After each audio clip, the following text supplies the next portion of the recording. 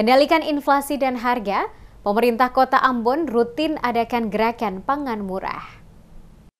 Dalam upaya menjaga kestabilan harga bahan pokok sekaligus mengendalikan inflasi, pemerintah Kota Ambon melalui Dinas Pertanian dan Ketahanan Pangan, Dinas Perdagangan, serta Dinas Perikanan menggelar kegiatan penjualan bahan pangan murah. Program ini berlangsung rutin setiap hari Selasa dan menjadi bagian dari Gerakan Pangan Murah atau GPM. Kegiatan ini menyediakan 9 bahan pokok utama, diantaranya beras premium, bawang putih, bawang merah, dan telur. Dinas Pertanian dan Ketahanan Pangan turut menambahkan komoditas sayuran seperti cabai dan tomat yang belakangan mengalami kenaikan harga signifikan.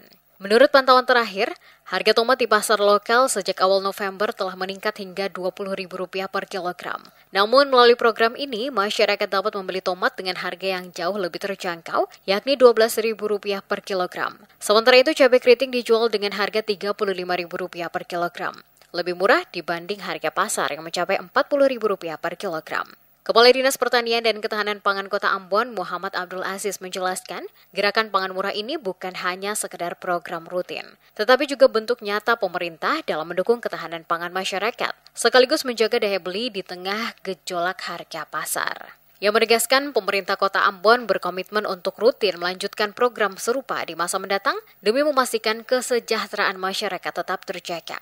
Selain menyediakan bahan pangan dengan harga terjangkau, kegiatan gerakan pangan murah juga menjadi bagian dari langkah antisipasi pemerintah menghadapi potensi lonjakan harga menjelang akhir tahun. Untuk memastikan stabilitas harga, ada rencana operasi pasar tambahan juga yang telah disiapkan, khususnya di titik-titik strategis yang banyak dikunjungi masyarakat. Untuk hari Selasa tanggal 19 November 2024, kegiatan ini dimaksudkan untuk menjaga pasokan pangan bagi Kota Ambon, menjaga kestabilan harga, juga mengendalikan inflasi.